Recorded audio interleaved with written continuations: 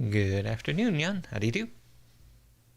Michael, you look like a newborn now after holiday. Yeah, the lighting is different in the room, so I do look a little bit washed out. I might have to play around with that a little bit more. But The, yeah, and then the another addition to the room here. yeah, the room has been changed. Yeah, my daughter asked me while I was gone, "Hey, do you trust me?" I said, "Yes, I do." Okay, I'm going to do something. And so yeah, when I got back, I have Tatooine in my office. But Doctor Who is still there. Yes, the doctor's still there. Yeah, we still Hmm? have um, the fourth Doctor over here uh, on the Hmm? bookshelf. I don't have any. Yeah, so I have a bit of Star Wars going on. Quite a bit of Disney. I mean, Star Wars is a Disney property now. I don't have any Star Trek in the office though. So Oh, but yeah, that can be changed. yeah, I can. But yeah, I'm really enjoying this. Yeah, got the droids over here looking off into the twin sunsets. Actually, what you could do, the behind you on the wall, because that's quite empty. You Mm-hmm. just put a very big Voyager there. Mm. Yeah, there you go. Starship taking off. Uh huh. That would be Yeah, that would do it. or that picture of that black hole from one of your presentations. Oh yes, yeah, that was from Interstellar. Yeah. Hmm? Yeah, that was also not bad. Uh huh. Good. Okay. I saw you made a lot of progress.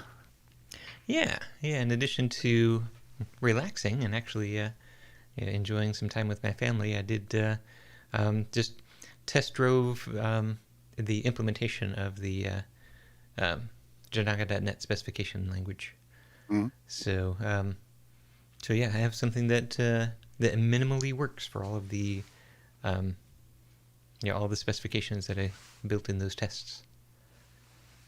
There was almost daily there was some progress in that separate branch. Mm-hmm.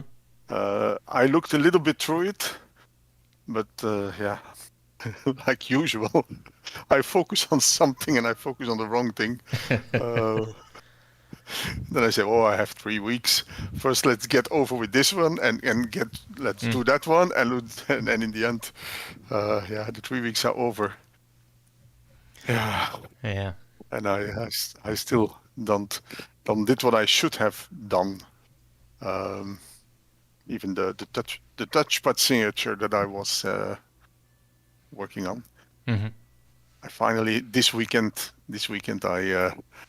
I got a proof that it can be done.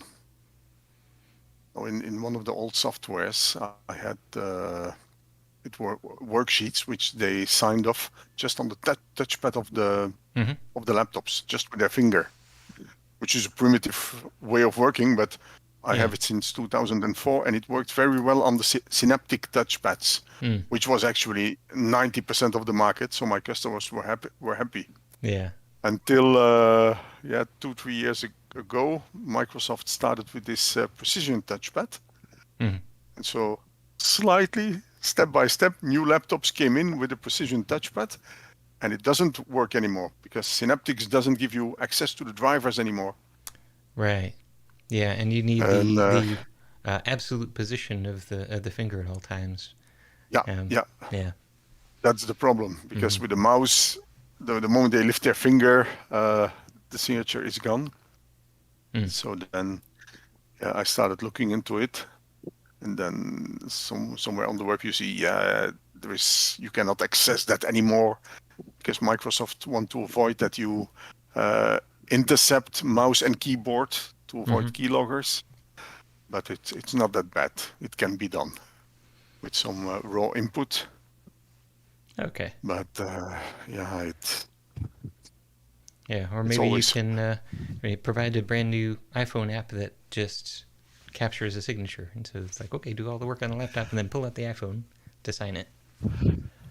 um, Or maybe and then there's customers already will. an app that you can integrate with that does that.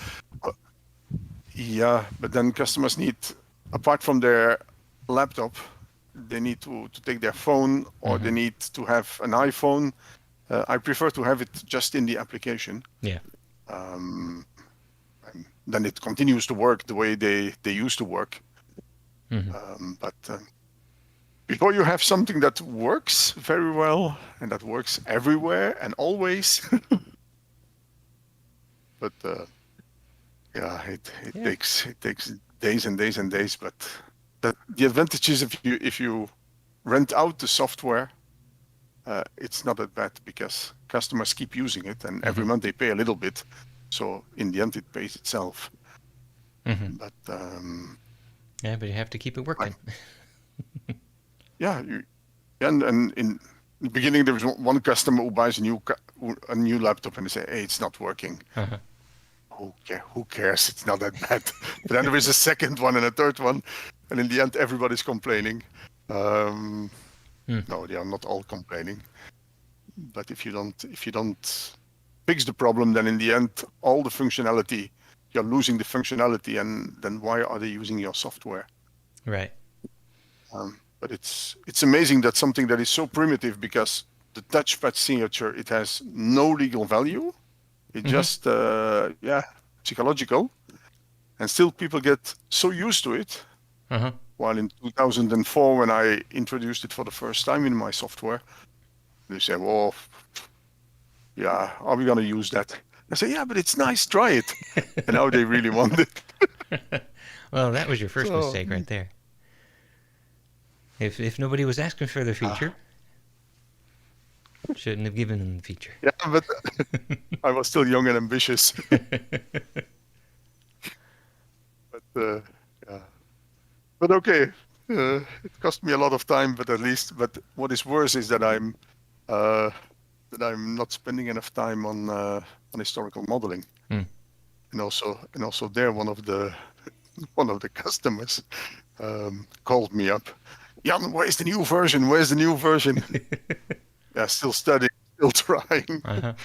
So the new deadline is that I should, by the end of the year, have something that starts to work. So I think I should pay more attention to. The thing is, I need to interface with other software, and so that interfacing, I always said, yeah, I'm not gonna do it in the old version anymore. I'm gonna do it in the new version. But if I postpone the new version too long, yeah. Right. So I have to catch up with this one. Yeah. Yeah. So I'm thinking through our the strategy that that we came up with earlier about build it in Janaga.js and then start to port to Janaga.net. And yeah, I don't see how that strategy, that's not going to get you something by the end of the year for sure. You would advise start directly in .NET? Yeah, I'm thinking that strategy would get you a JavaScript version by the end of the year, but I don't think that's that wasn't the end goal that you had in mind of having a progressive web app. So. unless, but React Native, you still say, okay, better go for Xamarin. Yeah, I think Xamarin would be a better choice in the long term for you, because first of all, React Native, it might be ready for prime time now. I've heard some good things coming from the community, so it might be okay now. But still, it's not the language that you currently have the application written in, so you wouldn't be able to port any of the existing algorithms.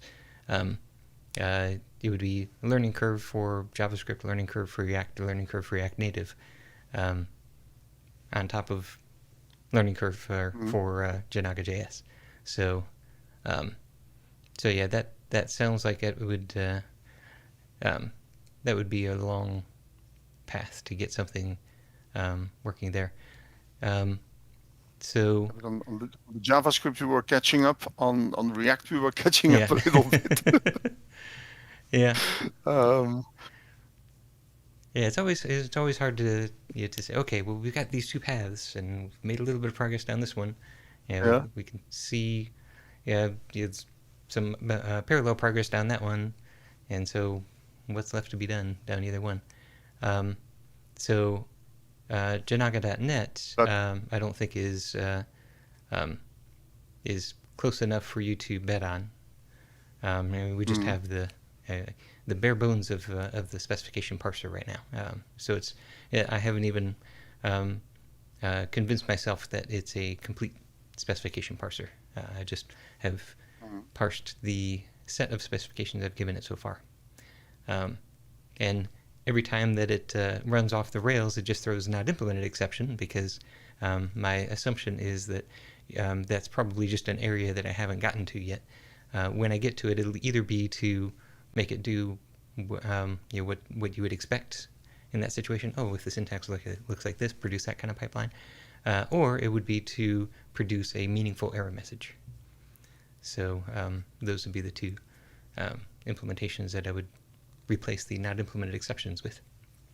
But yeah, so there's still a lot of work to be done there. But then there's also offline storage. So we'll need to implement a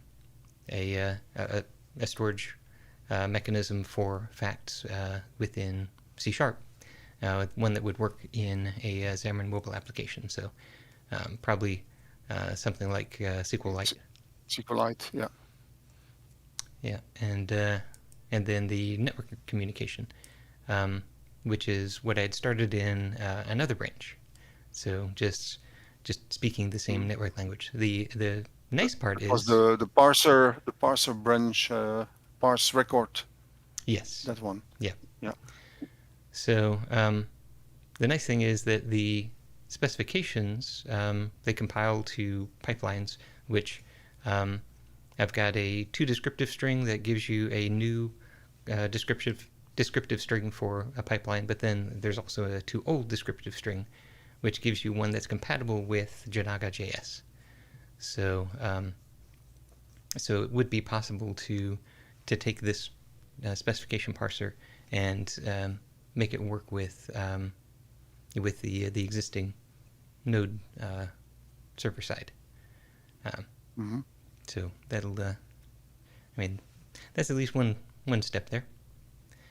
But yeah, then the other really big part is the query inversion algorithm.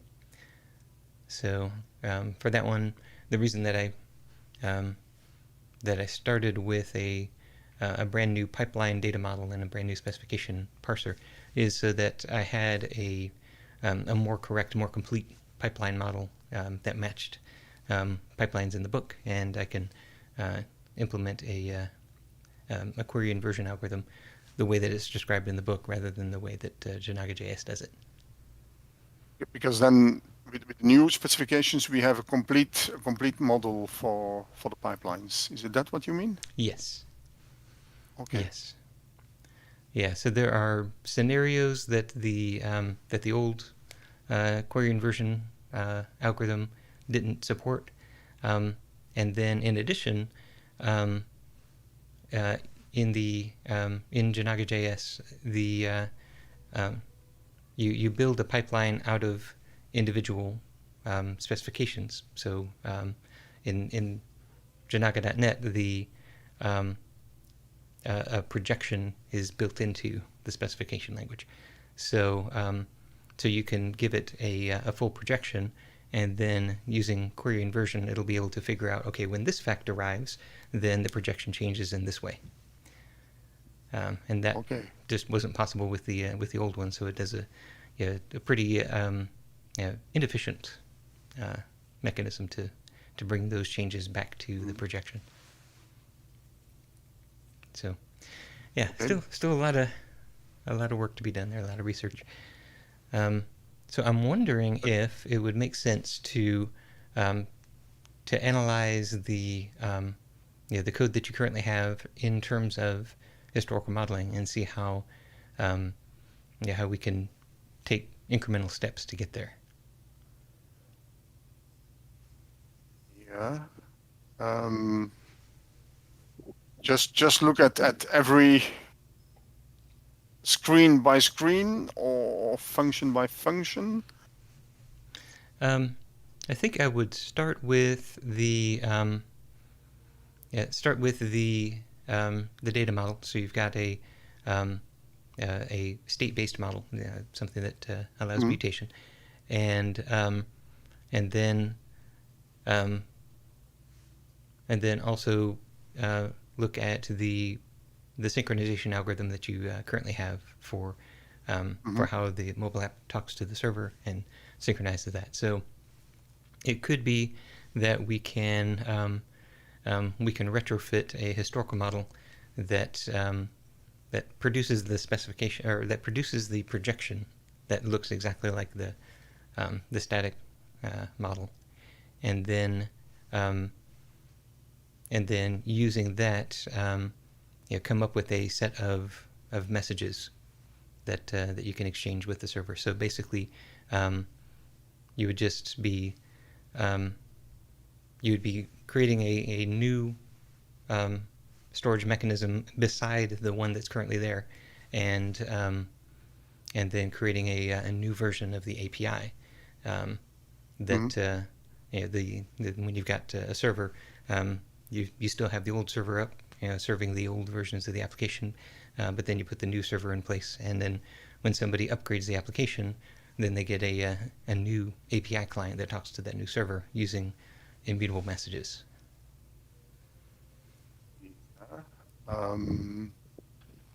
That means, because currently, so we have what I call the console, the dispatchers application.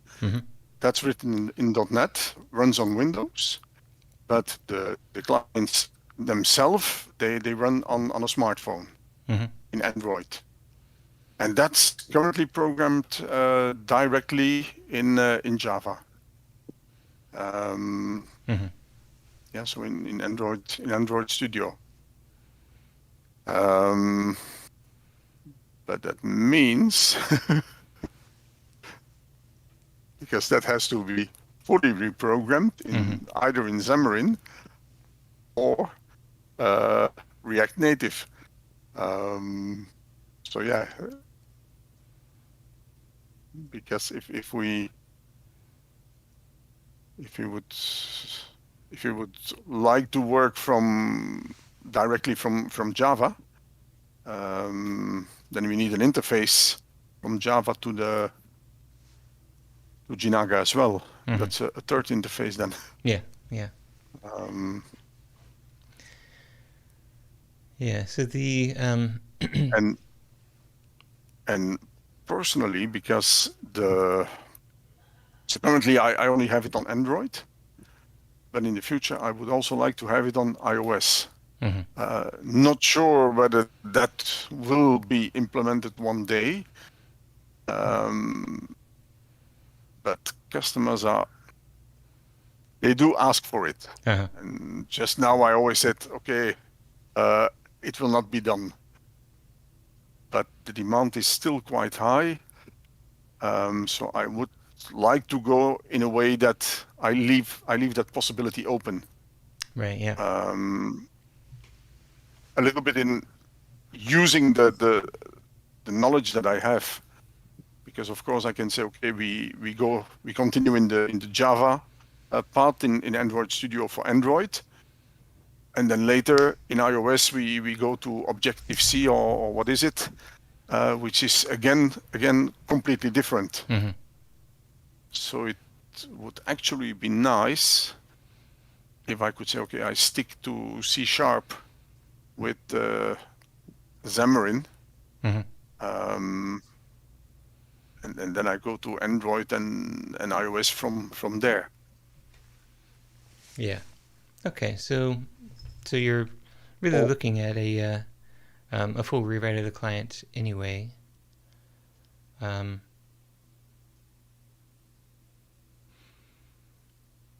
Yeah. I think it will be a full rewrite. Yeah. So, what is it that you hope to have accomplished by the end of the year specifically?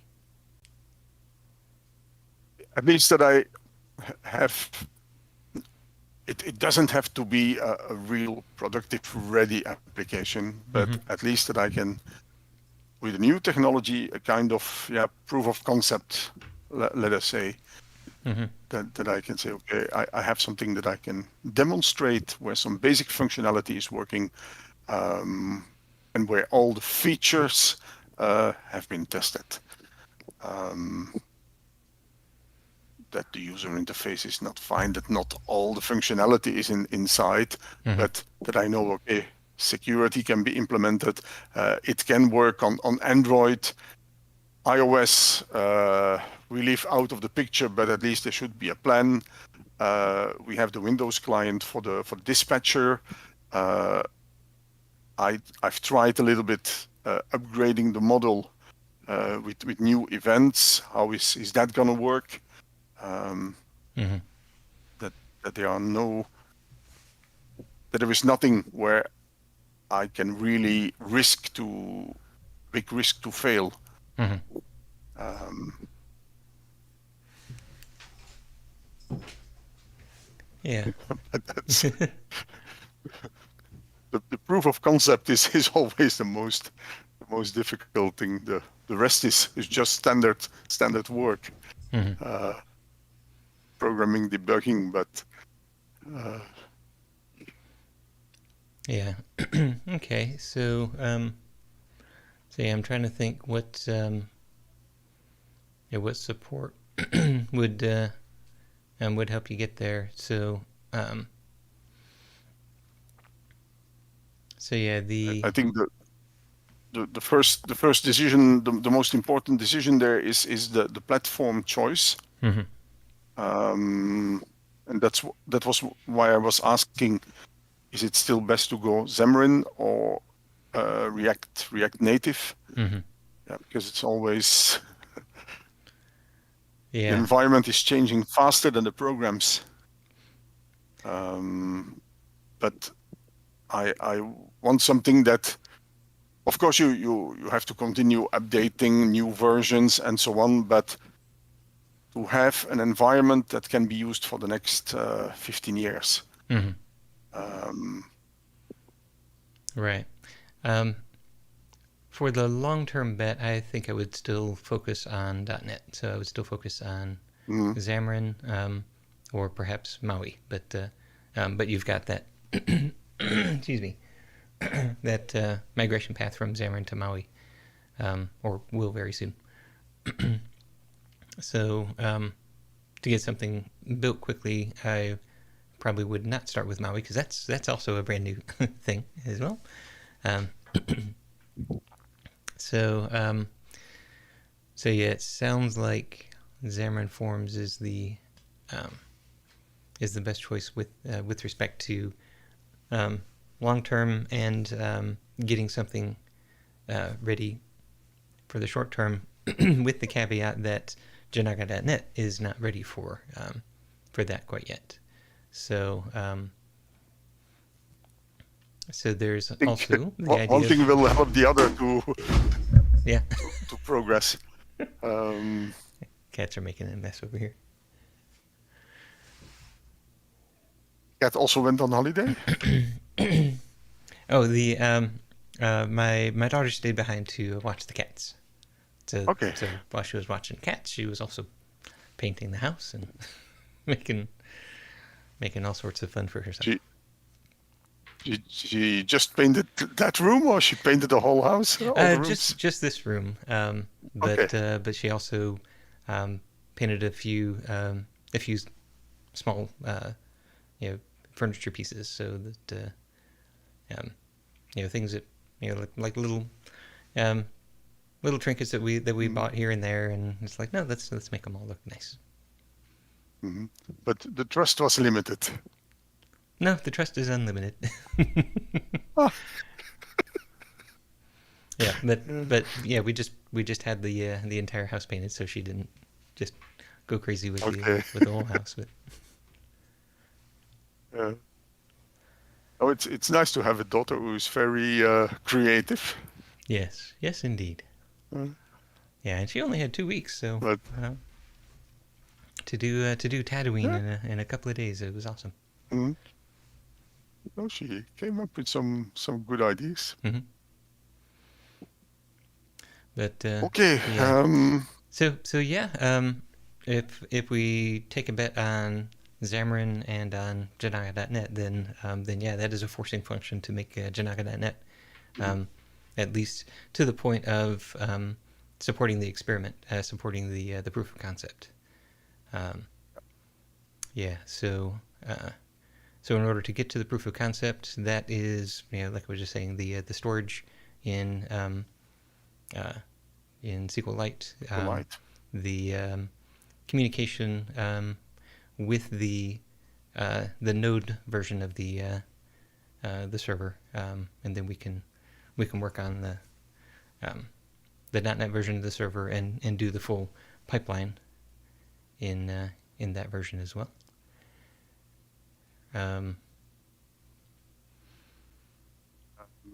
Let's see. .NET version of the server, but the server will stay in JavaScript, I assume. Yeah, for the for the short term, yes.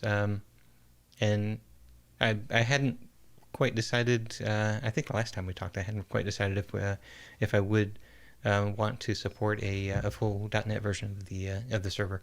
But as I've been thinking through the use cases of Janaka.net and what I would where I'd like to ask people to use it, I really would like to target people who are just more familiar with the .NET ecosystem and want to stick with .NET rather than also running a Node server. But B, people who want to integrate their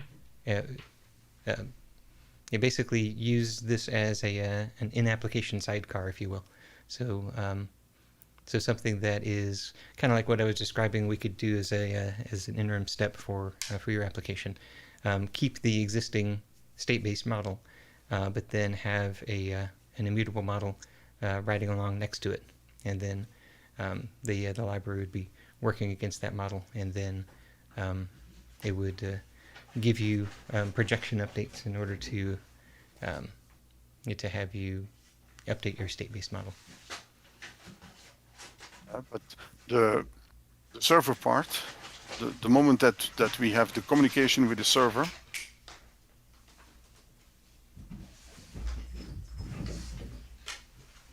Yeah, sorry about that. Go ahead. the moment that the communication with the server, with the new specifications now, the pipeline implementation, that part has to be rewritten or extended. Mm-hmm. Yeah. But in the end, it would be nice if that could also be used from JavaScript. Yes. Yeah. But if the new part is going to be written in .NET for the server, and the old part is in JavaScript, then in the end they are two. Yeah, I see that as a temporary step to ultimately having parity between the JavaScript and the .NET versions of the server, and they'll both support full pipelines. You would really like to have two different versions and maintain them more or less to an equal level. At this point, that's what I'm thinking. Yes. Yeah. And of course, the reality might talk me out of that, but yeah, at least we've got an interim step that gets toward that. But right now, it's just using the JavaScript version of the server with the limited pipelines that we currently have. Because the question there is the server. Do you want it to be a black box, or really something that every developer understands? Because if it is Yeah. a black box, then it doesn't matter whether it's JavaScript or it is .NET. And already we see that people, to get into historical modeling, Mm-hmm. the steps are the learning curve is quite steep. Yeah. So if the server would just stay a black box, Mm-hmm. Yeah, and perhaps so that. I definitely do want to have the black box idea, but there's still the matter of deployment. So how do you deploy and manage this piece of infrastructure? And so if it's a Node application, you deploy it in one way. If it's a .NET application, you deploy it in a different way. If it's a Docker container, which is ultimately what I really want to drive people toward, then that's something different. So insofar as I want to support both the JavaScript server and the .NET server, it would be so that people are comfortable deploying it and managing it the way that they are used to within their ecosystem. And if I just drove everyone toward Docker container, then yeah, that limits your capabilities within a cloud deployment. So so you have to deploy it as a container application or as a Kubernetes application, versus if you're on Azure, you could deploy it as a web app using either the .NET or the Node runtime.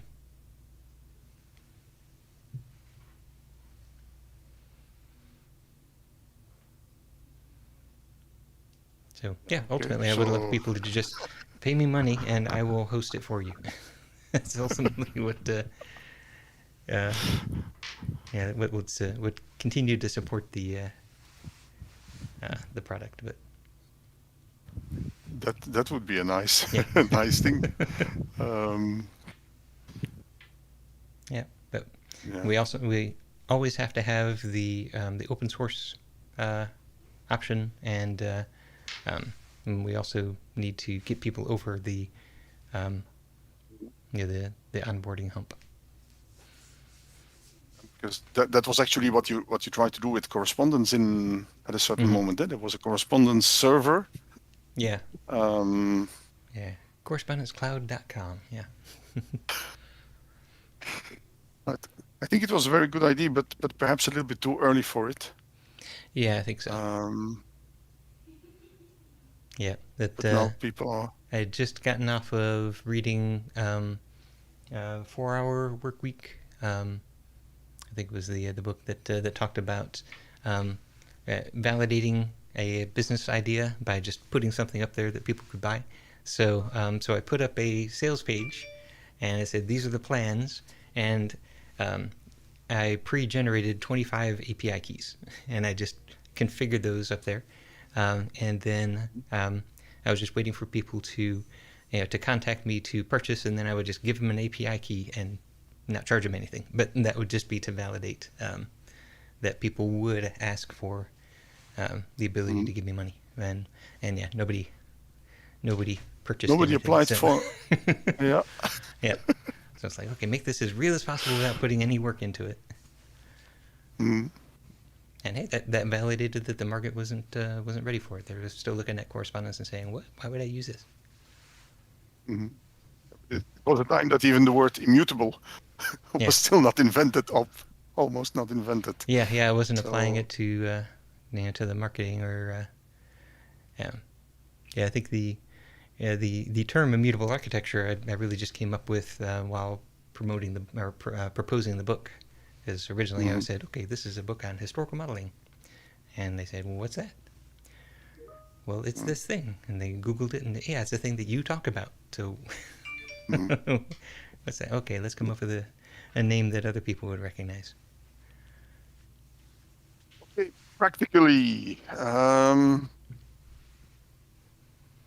because I think we should perhaps first get the .NET version working, and then start focusing on the application step by step. What do you think? Because the current application is a complete different platform. Mm-hmm. That's one. The second thing, the application will be slightly different, the new from the old one. Mm-hmm. So it's not a one-to-one translation.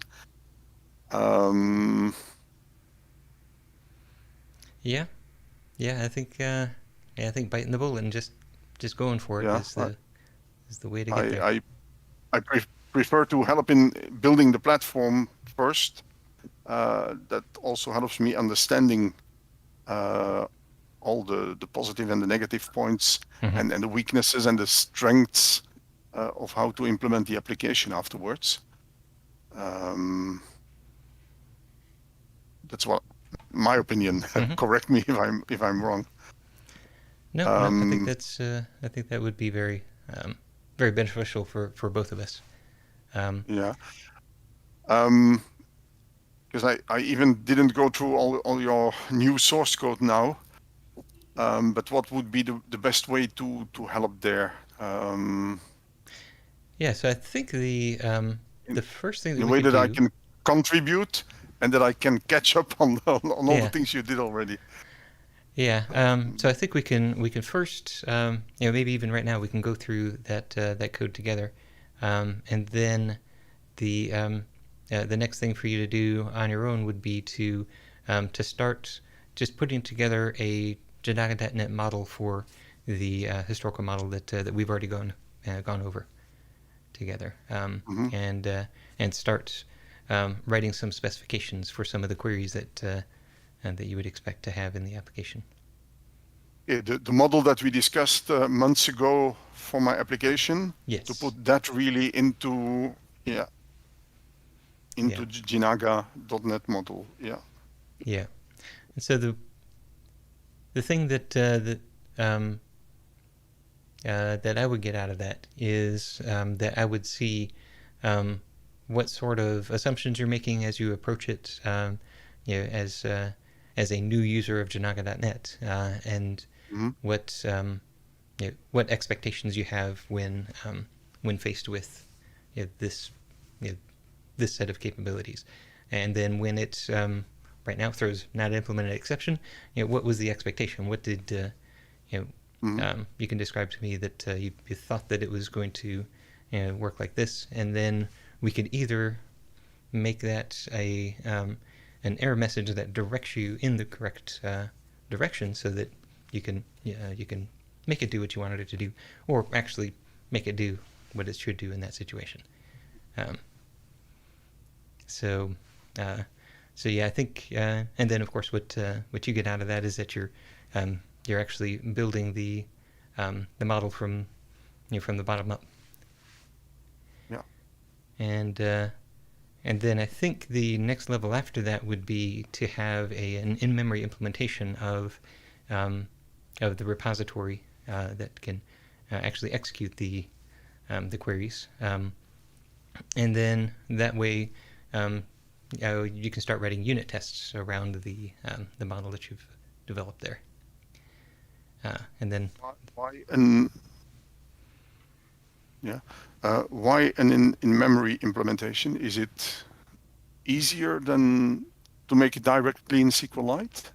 Yeah, it would definitely be easier to do that, because you could just take the actual objects. You don't have to serialize them and deserialize them. You don't have to turn them into a relational database. You don't have to generate SQL from the pipelines.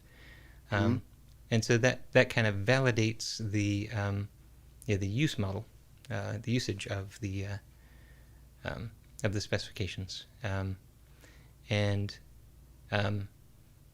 also gives us a really good platform for unit testing, because now we've got a couple of branches. So one branch we do the SQLite version of the storage model, and then along another branch we're working on the query inversion. And so the query inversion algorithm that can be developed and tested using the in-memory repository.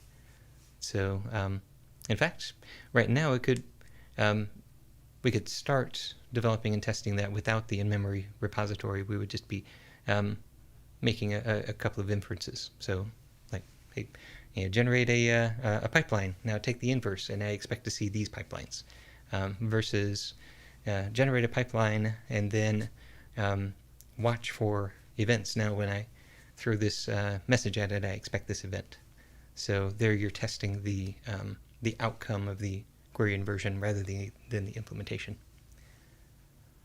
Yeah, you would look at the pipeline itself instead of the result. Yeah. So I think the in-memory implementation of the repository will help in making those tests. Okay. But then, of course, the SQLite version of the repository, build that one in parallel. And I think there's even some code in the old Rover mobile app, toolkit that might be useful there. Can't remember if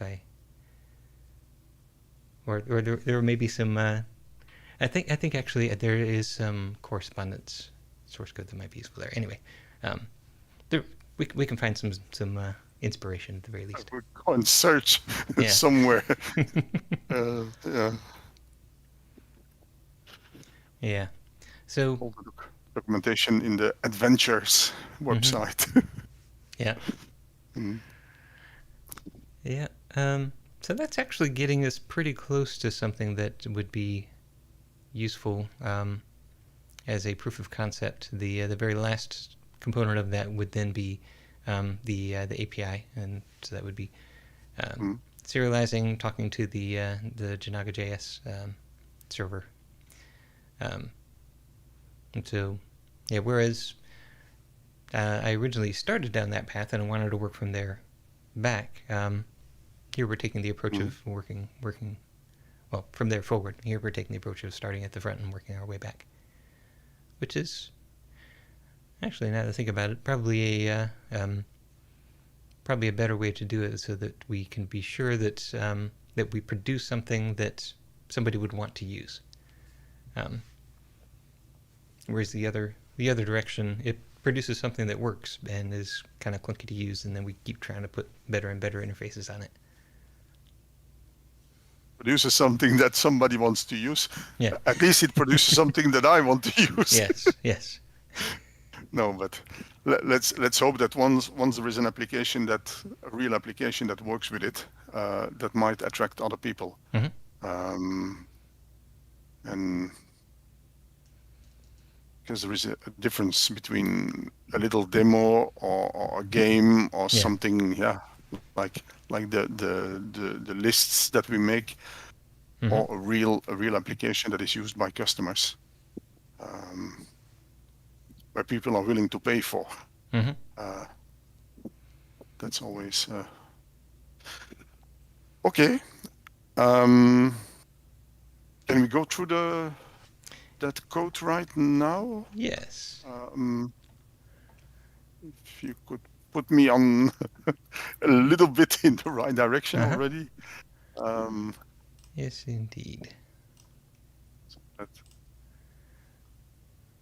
All right. So, this is the specification test, and so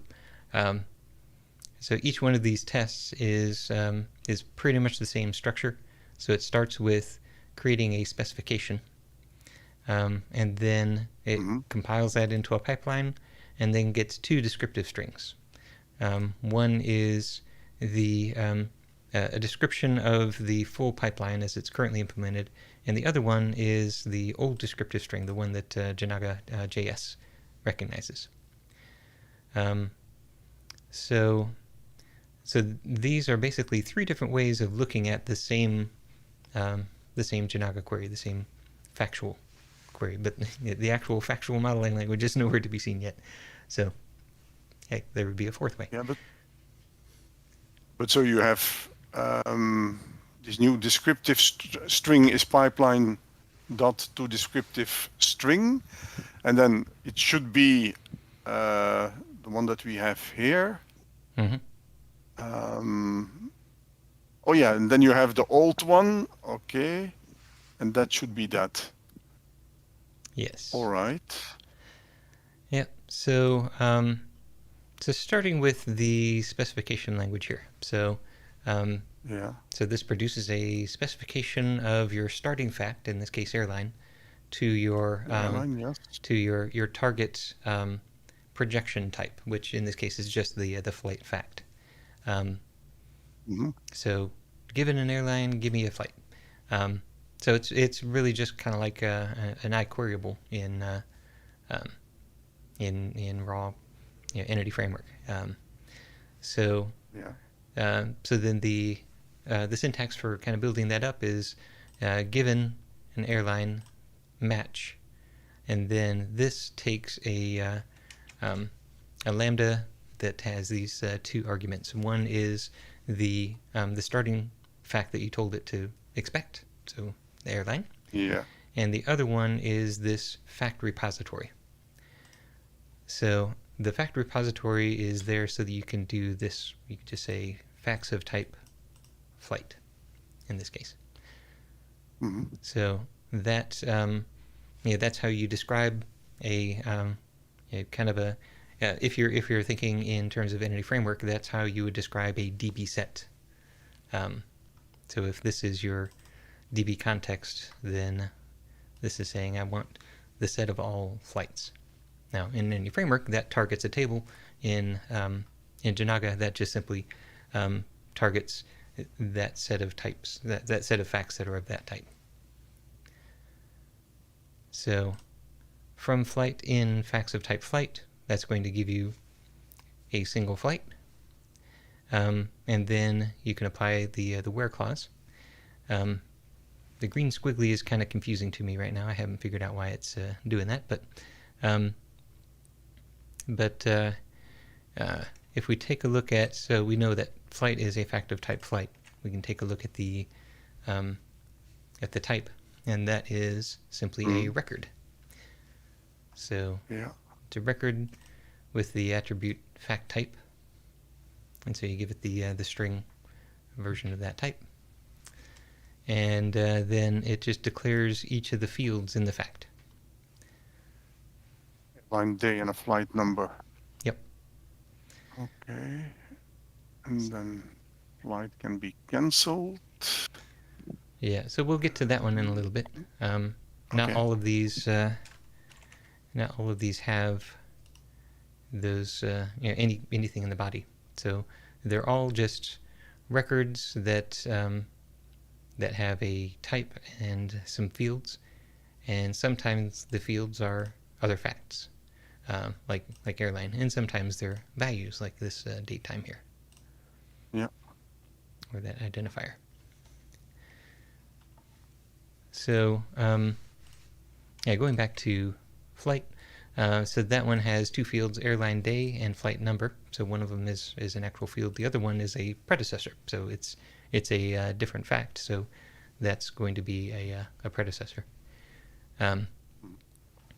So in this case, what we're going to want to do is go through this airline day in order to reference that airline. So so that means what we're looking for are the flights of type flight, where the flight.airline.airline day is equal to this airline that we're starting with. So that's a specification that just gives me all of the flights for a given airline.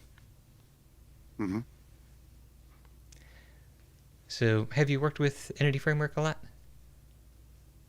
A lot, not. A little bit, yes. Okay. The concepts are okay.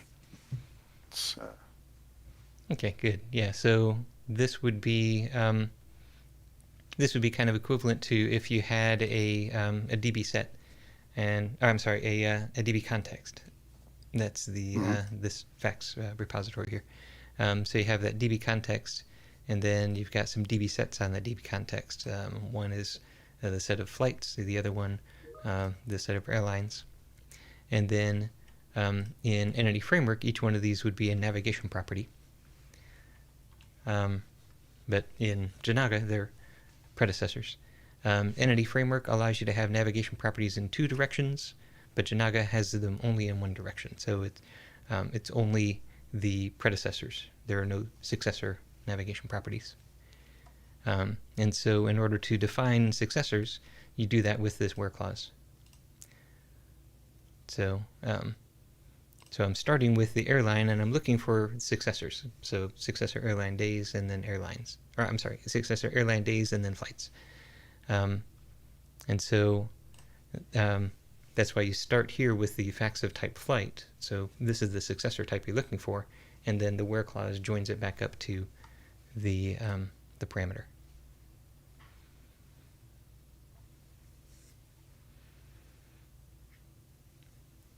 So if you were to run that code in Entity Framework, you might be frozen, or yeah, something went wrong here. 45 minutes. Oh, there we are. I'm gonna try whether I can make this bigger, this screen. It's easier to see. Yeah. Okay.